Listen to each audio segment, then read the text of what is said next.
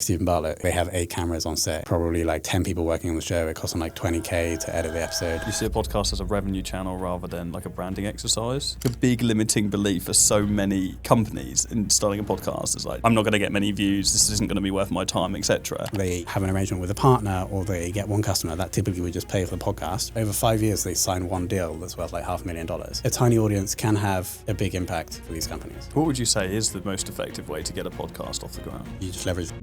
And so you just list them all out and then go and make deals with all of them. So you went from frying chips and washing dishes. You then went to start a men's leggings company, which didn't work out, to a SaaS, to now a podcasting agency that makes $4 million a year. You're managing how many podcasts now? 100. What are the mistakes that most hosts make? They're too structured in that the episode just turns out dry. The best interviews always flow naturally. One thing that you'd stop doing immediately in most agencies. Signing clients that you don't believe will stay for a long time. We have what's called persona and non-persona clients. That's typically where the gold is. If I did that for a decade, I probably would have had a much bigger company. My biggest learning is... Tom, welcome to Agency Giants. I'm very excited for the show. So you went from frying chips and washing dishes, which, by the way, same. For real? Oh, yes. In a chip shop? It was a little country pub, and I graduated from the washing of the dishes to the fryer, which felt like serious progression at the time. Did you get to the next stage? Sous chefing, a little bit of dessert, sometimes some sandwich. I got sacked for taking the stick for someone else stealing a J2O. Oh, the chef did me in. Really? Mm-hmm. Brutal. You then went to start a men's leggings company. Yeah. Which didn't work out. Very interesting though, when I unpack that. To a SaaS, to now a podcasting agency that makes $4 million a year. Why such a diverse array of different things to now bring you into podcasting? So first to clarify, in the Chinese takeaway, it was a lot of chips, but mainly like the sweet and sour chicken balls, you know. And I was happy with how I got that job. The daughter of the people that owned the takeaway, I used to walk to school with her, and I'd like hammer her every day to be like, give me a job, give me a job. I finally got the job, was doing the frying for like a year, and then I managed to get my brother and sister a job as well. And then, because it was like, it is in Chippenham, which is in Wiltshire, we used to go out and drink in the town, and then I would go there on the way home like a little bit drunk, and then the Chinese parents really would not appreciate that. And so I went down in the rankings, and I got phased out of my shift, and then my brother and sister took my job. So I'm still pissed off with them about that. But then, they transitioned essentially from when I was 22 to now I'm 36 or 7. For that period of, I guess, 15 years now, I've just tried loads of different things, including the male leggings company, many software products, information products, like every kind of online business you can think of, like tech startups. And the one that has worked the best is the one I've been doing for the last 6 years, which is called Fame, which, as you said, is a podcast agency.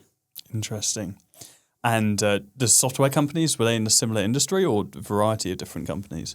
Well, we built 2 SaaS companies that we attempted to spin off the agency that were in the podcasting space. But then probably maybe my biggest learning is focus. And so it's very hard for me to drive forward, because I'm a soda founder.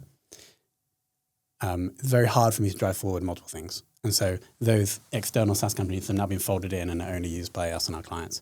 The other SaaS companies have been in a wild array of worlds. What I would say, the thread that has connected all of these is probably online marketing. Even with the leggings, I had 3 co-founders. I was the person doing the online sales, etc. And then all the other small businesses were around marketing, probably. Mm. You also had a corporate career, didn't you? You were at Ernst & Young. What forced you to then move out of that and into business? Because presumably that was pre all of these ventures. Yeah, so I studied chemistry and I did a master's, and in my 4th year in the master's, you do your own project for like 6 months where you're in the lab like messing with chemicals. During that time, I realized that I didn't like just working on my own with like really detail-oriented work. It wasn't aligned to me. So then I was like, okay, I have to go and do something else. I'm not going to do a PhD. So I just did what all of my other peer group were doing, is applying to consulting and banks. Probably applied to like 40 places, and EY was the only one that accepted me for like a really strange role. It was IT risk and assurance, so you had to go in before the audit of the big company to test their IT system. So that's what I was doing for 2 years. didn't like enjoy that work, but enjoyed other stuff and had a good time generally.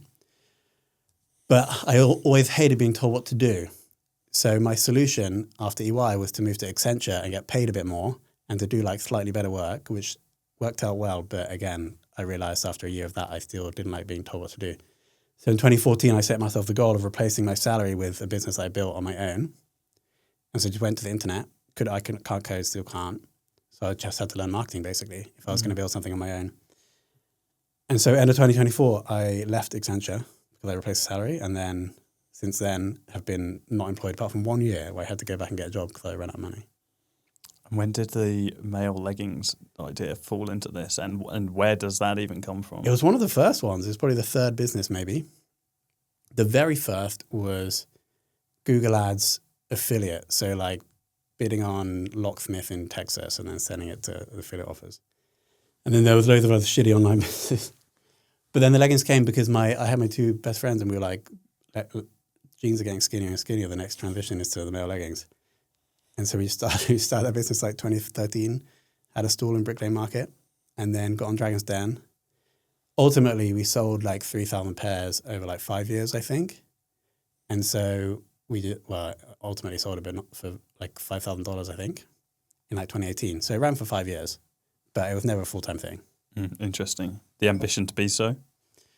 I think that was the challenge in that this was like when I was at Accenture, this could have been my thing, that would have enabled me to leave.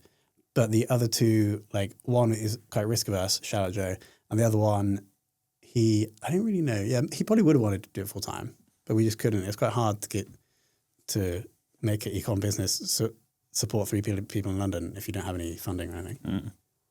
And then eventually find yourself to agency. Did you start off podcast as the core service? And what was the origin of the service initially? So, I told you I had that year where I had to get a job because I ran out of money. So that was 2018. And so I joined a startup that I'd actually invested in called Ebster as head of demand gen. And I started a podcast to target our specific customer persona. It went really well. I left and they became the first client of Fame. And so I think it's a really good way to start a business if you have a job, is like get really good at a specific process in the business. And then if you can transition out in a way that they'll still pay you as a freelancer or a contractor, then that's essentially the first client for your business. And you've de-risked the whole process of, can I do something valuable for another company? So that was the first client. And then all we've done really for 6 years is just tweak and improve that process and then copy and paste it to loads of other clients. You're managing how many podcasts now? 100. And presumably a lot of that has been progressive through referrals and inbound over time. How did you get the first 10 from the first? So the first one was my old employer. The next two were actually, I told you like I didn't really like being employed. So month 4 of being employed, I was like, okay, I need to start something.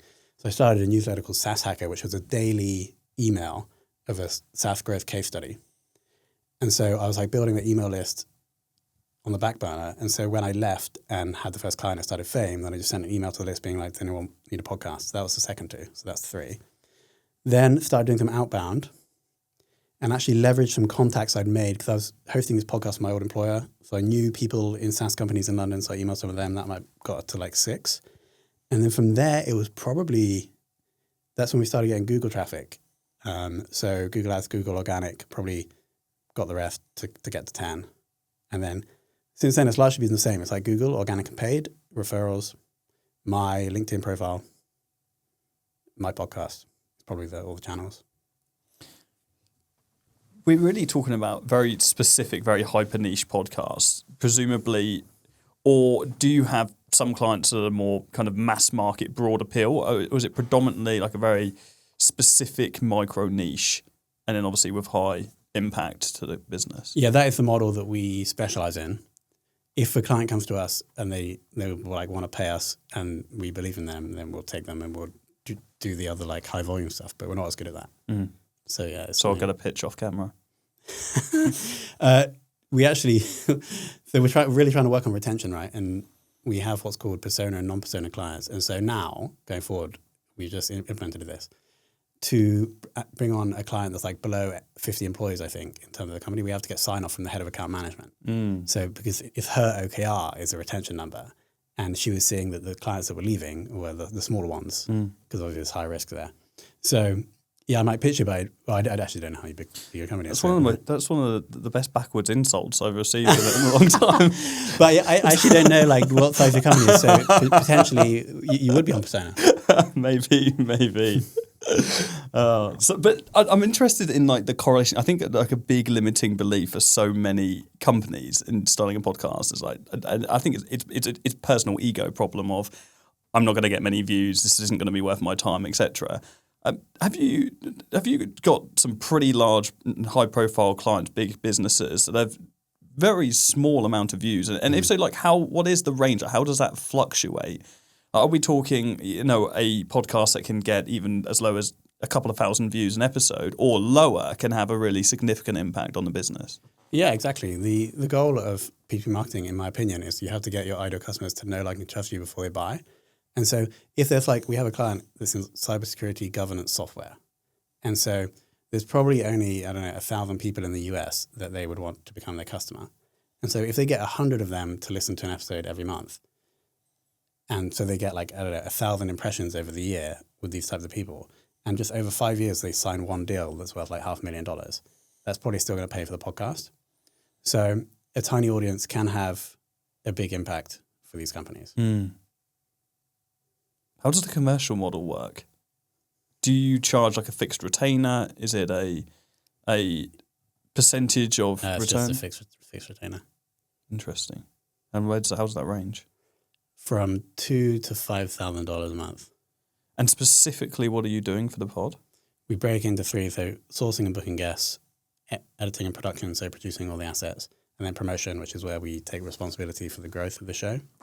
And so the pricing levers are how frequent the show is and how many of those three things we're doing. Interesting. And are you benchmarked on any specific result in the podcast, or? We have a guarantee where if we don't hit 10% per month growth in downloads on average over the first 6 months, then we give the 7th month of services for free. And then after that, we set a download goal that might be between 5 and 10% a month that we don't have a guarantee against, but that's what we ask ourselves to hit. Interesting. And how do you find, broadly speaking, I think a really interesting topic in the agency space is the debate between actually offering guarantees and not offering guarantees on service.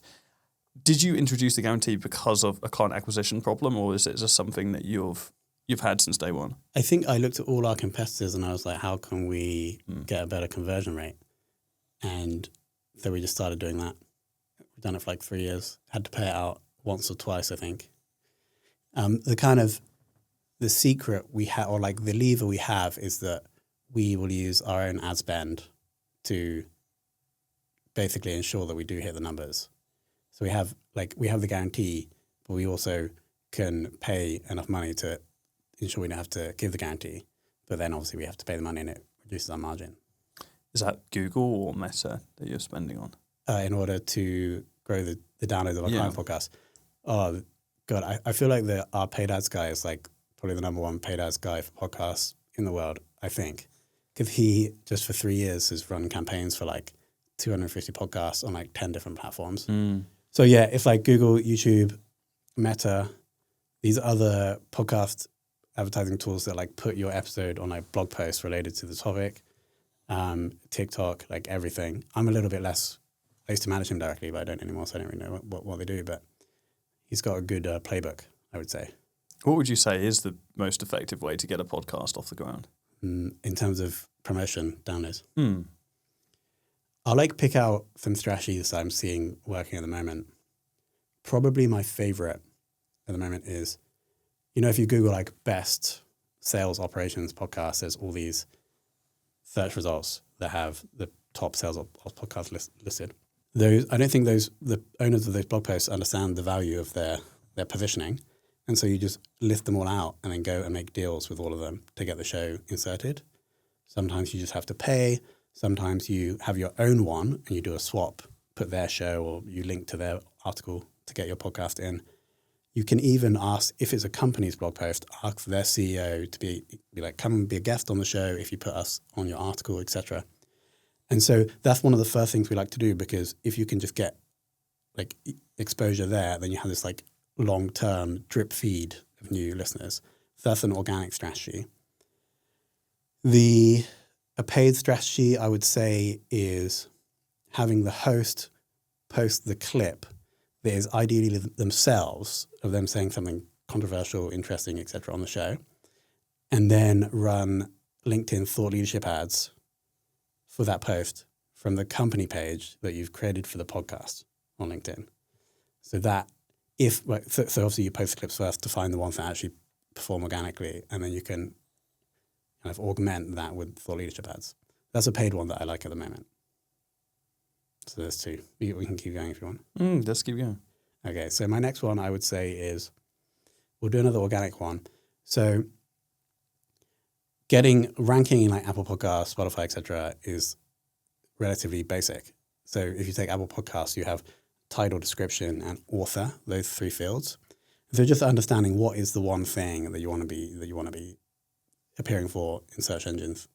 And so ideally we can get that in the title of the show, like here, Agency Giants, right? So agency is probably the keyword. So that's like, well done by you guys. Author is probably your name, isn't it, on Apple Podcasts? So that's probably quite good, because you might get people searching for that. And then just having like that main keyword and then all the supporting keywords in the description. So that's like very basic, but a lot of clients wouldn't do that. Then let's do another paid one. There are like smaller podcast apps, like Castbox, for example, where you can get like relatively inexpensive spend. I'm not like convinced of the results, because they have their own ads manager and they'll tell you the clicks, etc. And they don't always correlate with actual downloads you can see in your podcast hosting tool. But that can often be a lot more cost effective than running ads on LinkedIn or Meta. Paying for views on YouTube is a good way to get the numbers up, but doesn't necessarily result in high average view durations. So that is like, if you want a video to look popular, it's like relatively inexpensive to do that, but then you're probably not actually getting your actual end result, which is having people consume the content. So that's another one. What about podcasts with external guests versus internal podcasts?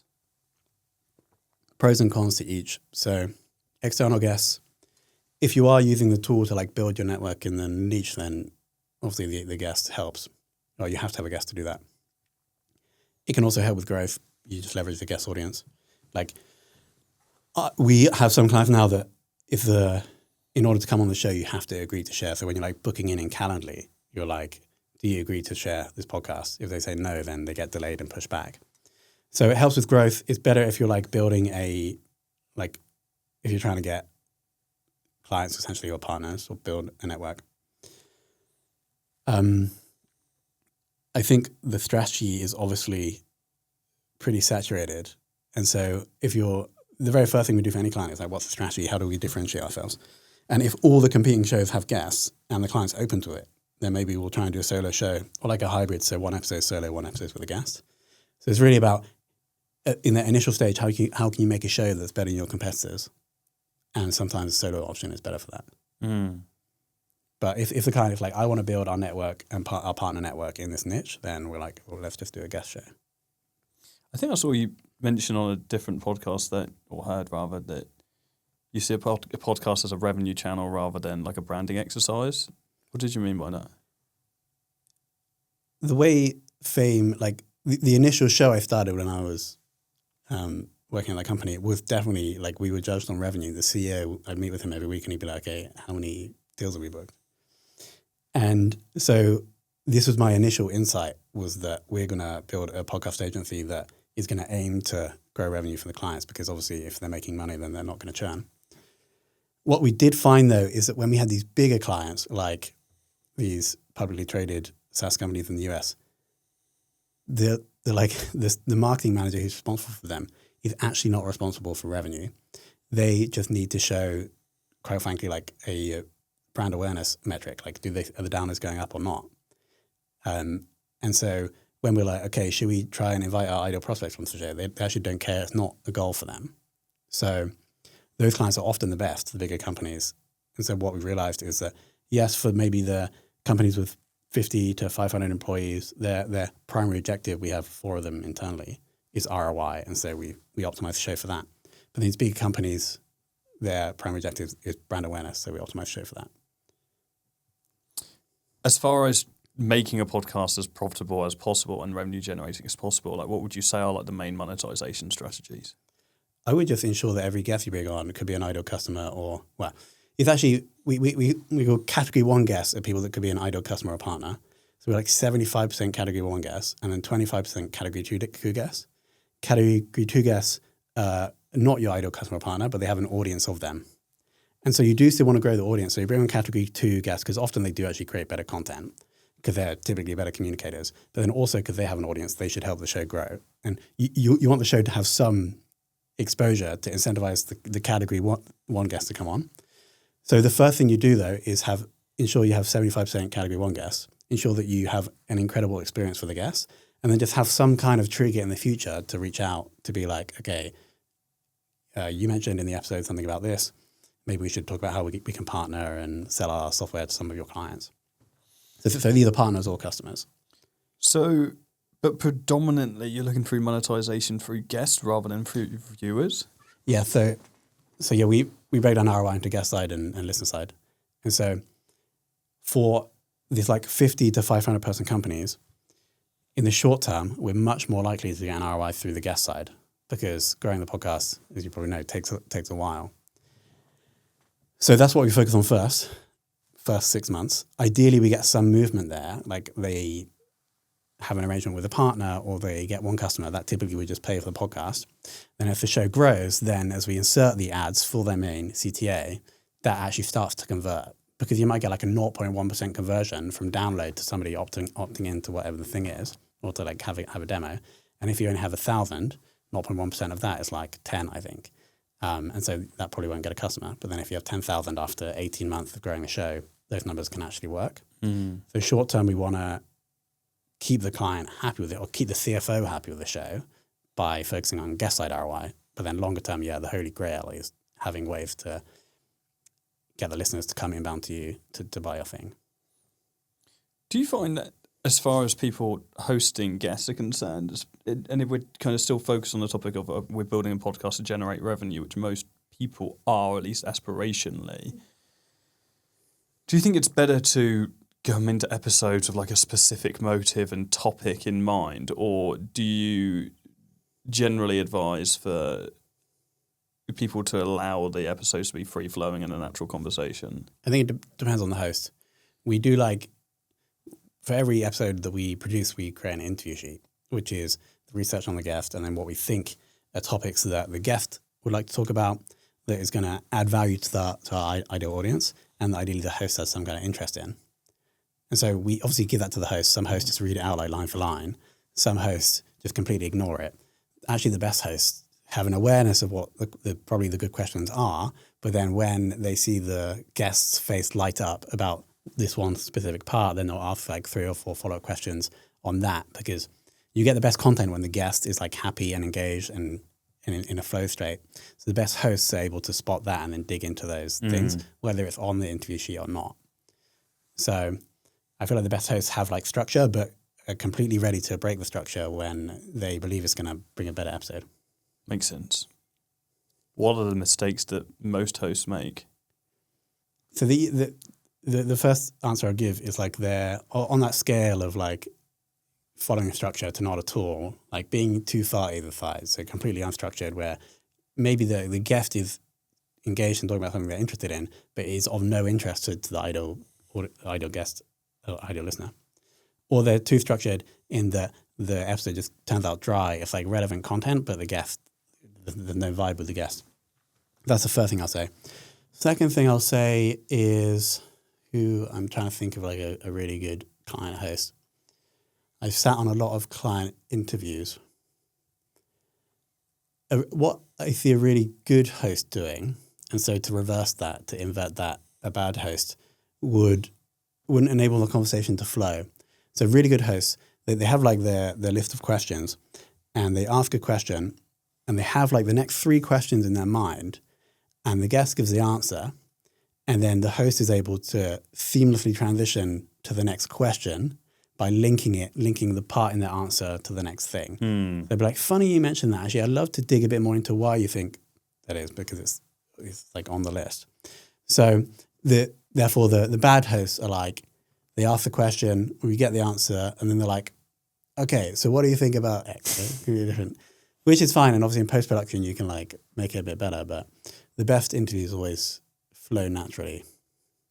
And do you therefore think those people that are doing the best, that are, because it's a skill that has to be learned, right? For sure, yeah. But do you find that it's something that you either have or you don't, or have you really seen some hosts come on, I just really don't think this person's going to get it, and they do get it? And over what time period does it take for someone to grasp the concept? I think with anything, there's someone's initial baseline level of something. So like a football player, everyone has a baseline level. And there's also the speed of improvement, which can also vary. So you could start at a very low baseline level, but you could have a high speed of improvement. And over like 2 years, you could get to like the top 5% of hosts. Or you could have a high baseline level or like a medium baseline level, but a very slow speed of improvement, and you'll never get into the top like 40% in the world, you know. So in short, to answer your question, I think you can get hosts that have they have a low barrier to entry or a low like initial level, but then a low speed rate of improvement, and it's just you're never gonna get to a level where the show is gonna be any good. Can you think of 3 hosts that are exceptionally good at the moment? That I think Jason Calacanis from the All In podcast, although potentially a bit annoying to some people, he is an excellent moderator. I don't know if have you listened to the show? It's like tech and business, and it's just him and 3 friends who are like Silicon Valley moguls. He is just an absolutely excellent host, like bringing in the more quiet one, having epic intros, being humorous. So he's a really good host. Other interviewers that I like, none are coming to mind. I have a solo show that I think is excellent, but I think what we're sliding into is like the world of talent, and like the world of Hollywood. Tim Dillon is a comedy podcaster, does a solo show, like it is so engaging. But that's because he has spent like 20 years training to be a comedian.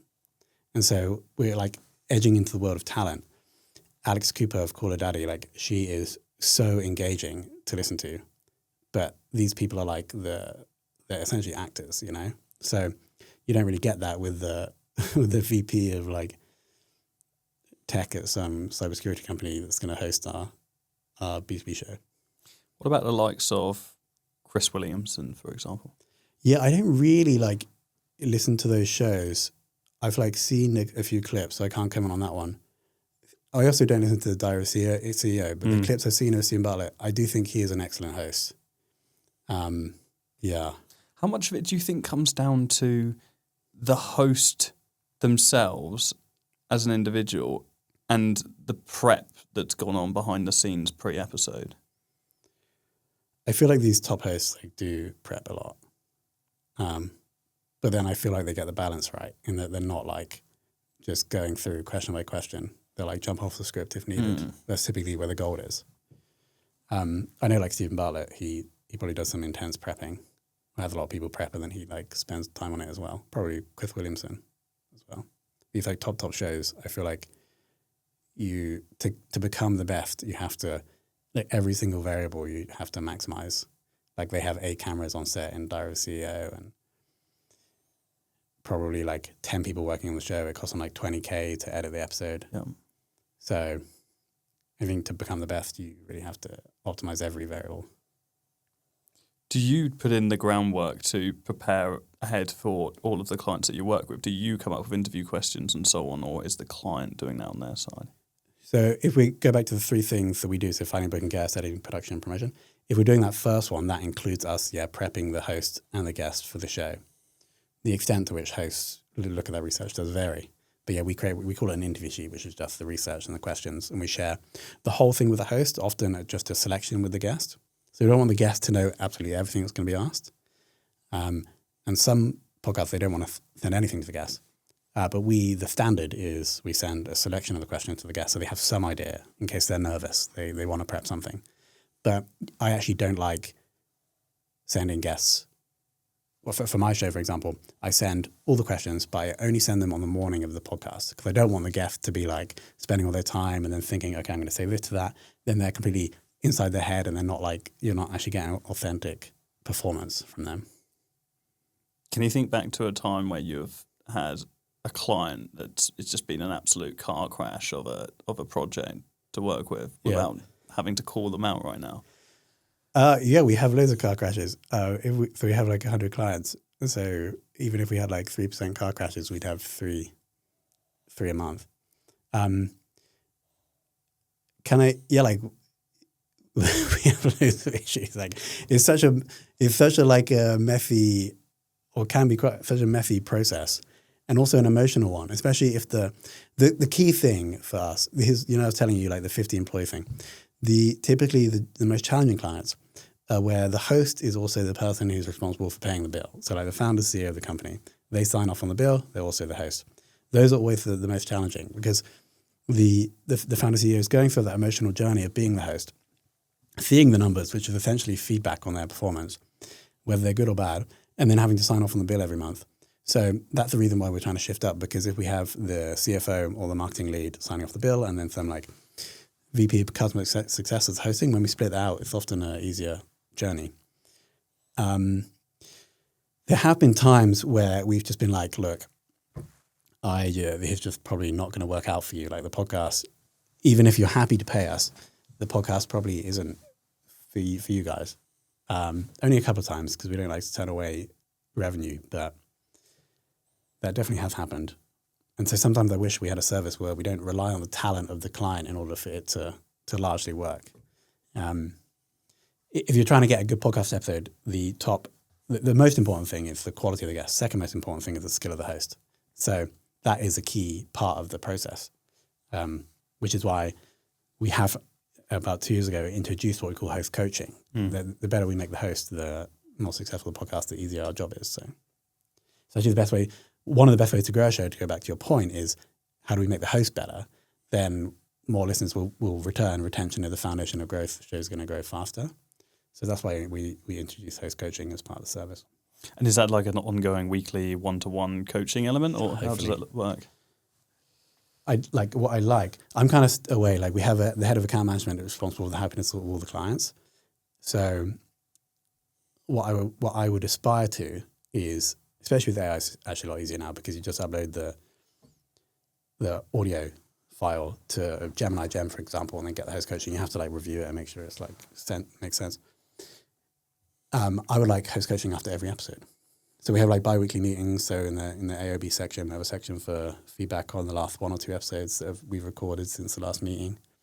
And then if there's like an issue that we're trying to overcome with the host, then we have like specialists in the team who like jump on a call with them.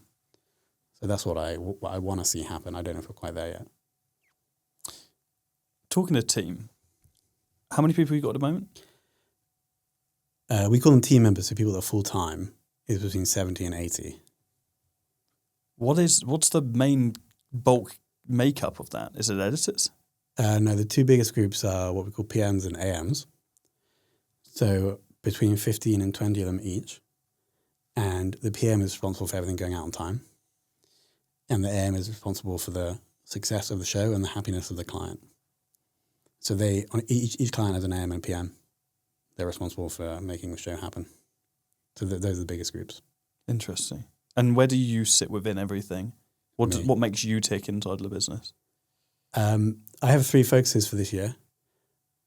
Number 1 is managing and leading the main business better. So the podcast business, the thing we've been talking about this whole time, is like it has for the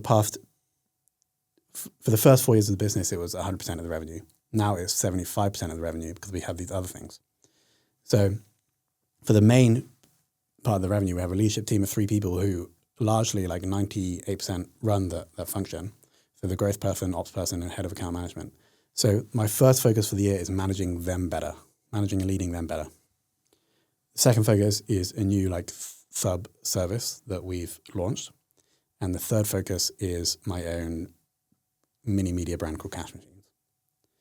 So to answer your question on what makes me tick, it's often like the new thing.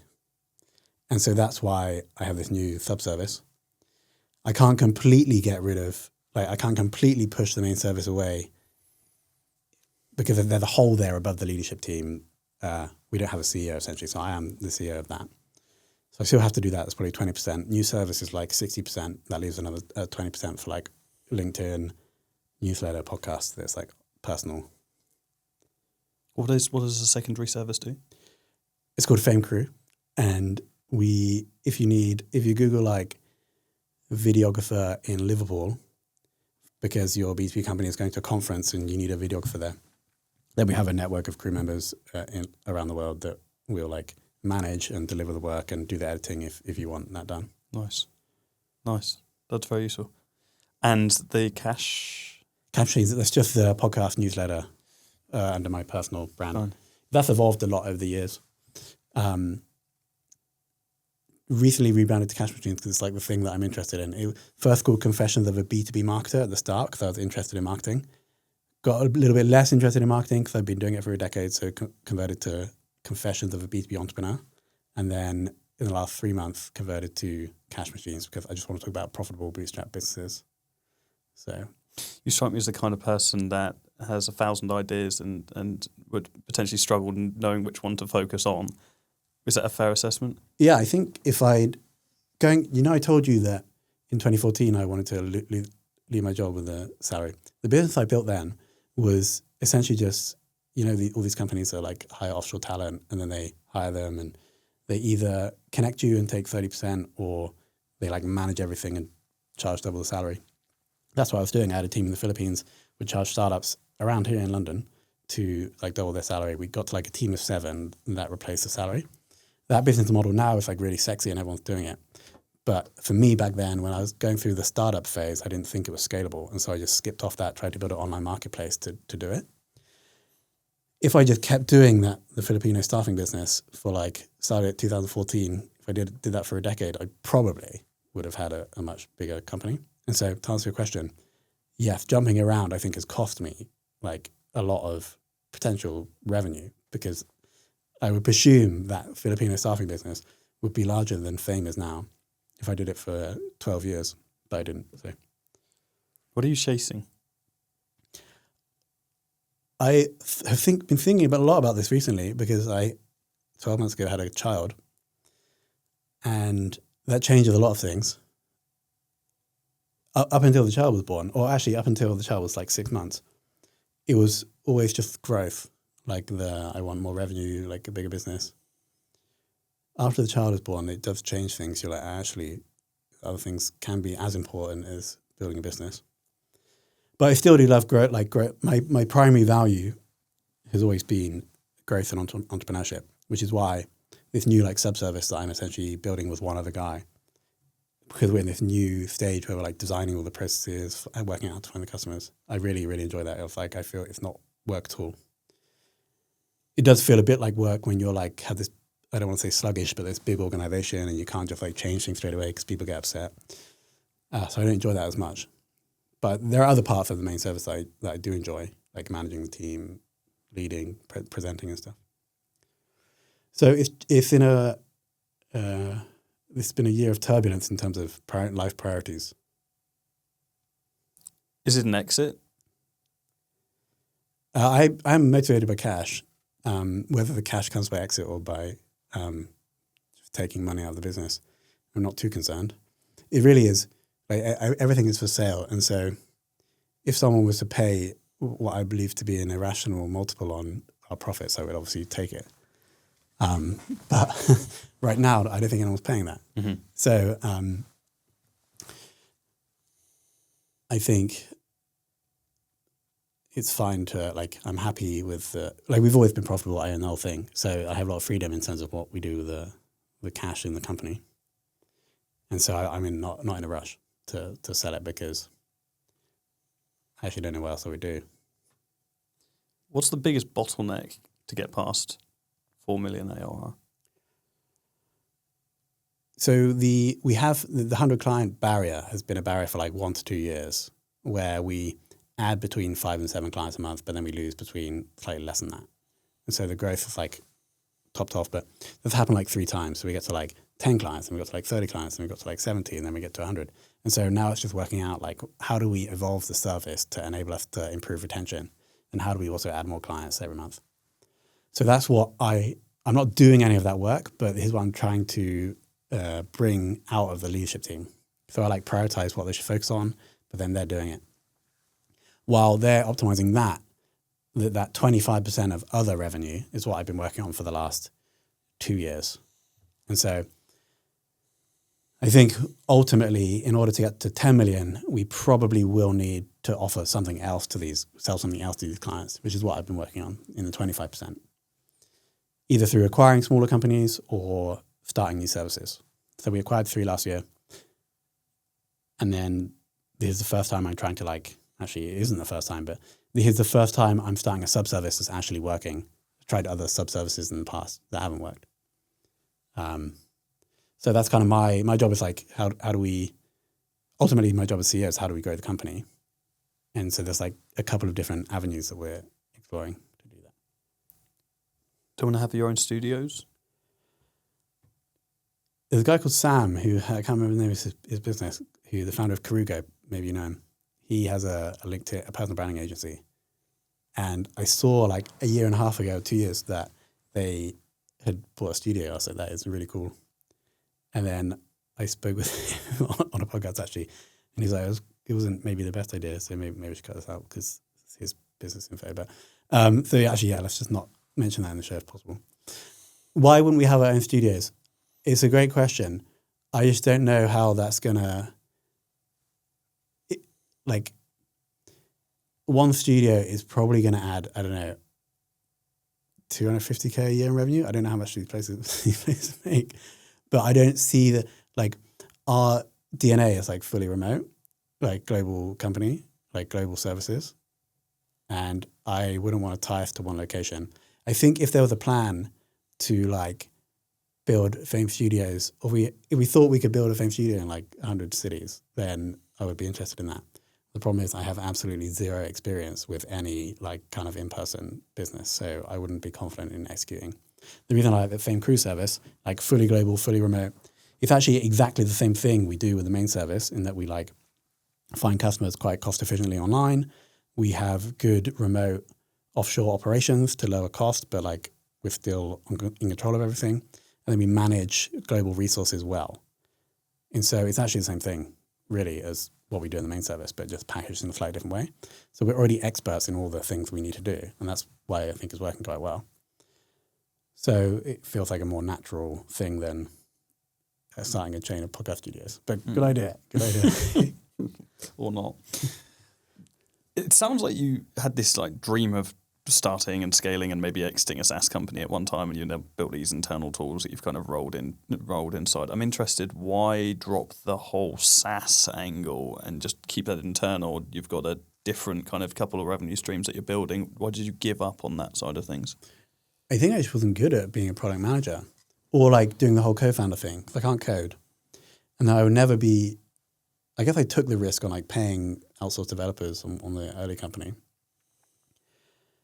And so you're right, because I'm kind of diluting focus a little bit with these extra services.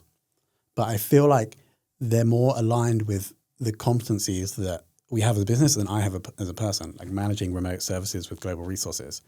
I think the skills you need to do that are probably quite different to building this software tool. So I think the proof is that I've invested like a year in 2 different SaaS products and we haven't managed to grow them. Whereas these other things are producing revenue and are profitable. And so I'd probably just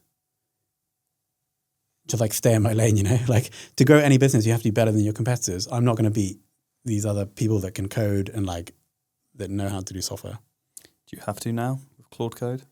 Yeah, but then I like that's just a tool that everyone can use, you know? And then so like a developer is going to be much better at building a product with Claude Code than I am, you know? So I still don't think that I can win. Yeah, I know I've been burnt too many times on the SaaS thing. How do you feel about AI at the moment? Yeah, I'm pretty amazed every day. I think it is going to be a problem for agencies. My view is that we just have to adopt it faster than our competitors. The challenge I think most agencies are having, or that we will have or are having, is change management. When I used to work in big consulting companies, there would be these groups of people that did change management. I didn't understand what it was. I thought it would be like, why would any organization need people to manage change? And then we tried to roll out some AI stuff internally, and you do naturally get pushback. So we underestimated the power of change management. So going forward, whenever we try new things, we just have to communicate better, I think, internally.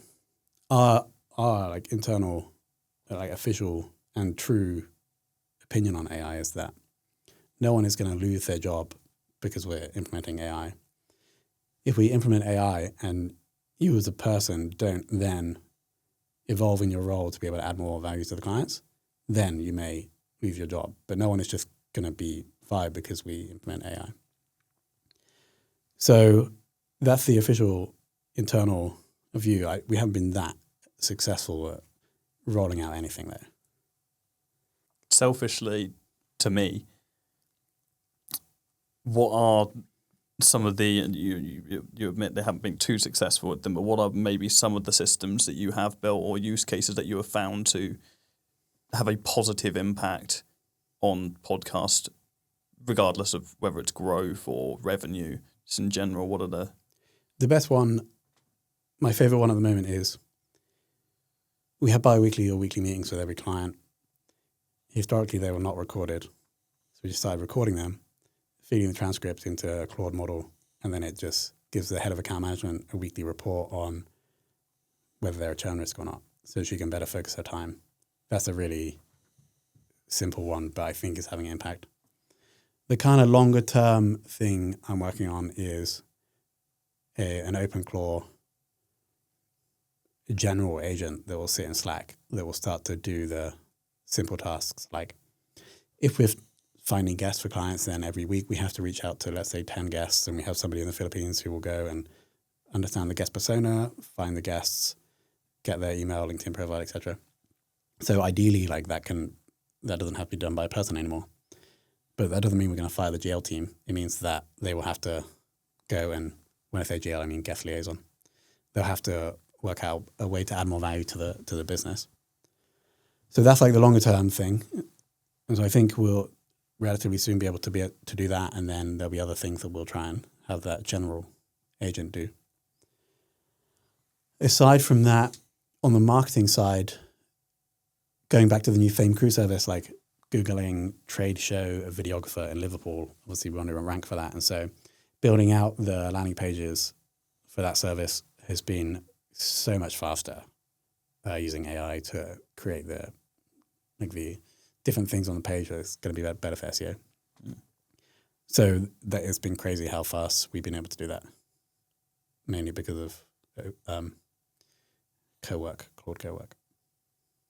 I'm interested to get some of your insight on agency growth in general. I haven't been in the industry now for a long time. Like, how would you, if you were starting from scratch now, do things differently today than how you originally started with the business? I think we got a bit lucky.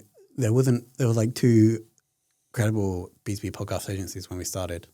And so just the Google term B2B podcast agency, we've always ranked for since like day one and still do. Now there are a lot more, and so we have to get a bit better. But if I was starting again, I would definitely offer something that people are looking for. Like, again, going back to the Fame Crew service, like people are looking for trade show videographer in Liverpool. We just want to rank higher. I would not bother with like the trying to sell something to somebody that they're not already searching for. I just feel like it's just the easiest route is just to get good at Google Organic and Google Ads, because the sales process is also much more shorter because someone has intent, they're looking for that thing. We've never gone outbound to work. So if I ever do a business again, it will be just working out how we can do something slightly better, like slightly high value or lower cost for something that people are already looking for, and then work out how we can rank better organically and be able to pay more on Google Ads in order to outbid people. That's like the rule for any business I'll start. So in a way, attaching yourself to whatever the latest trend service is. Well, yeah. So the job is going to be easier to get the clients if there's more demand than there is supply, and so that's when the trend will come in. Like if you probably at the moment AI automation agencies are like, there's probably more demand than supply. That might change in like a year. So yeah, that would be a good example. But it wouldn't necessarily be wouldn't necessarily have to have the trend.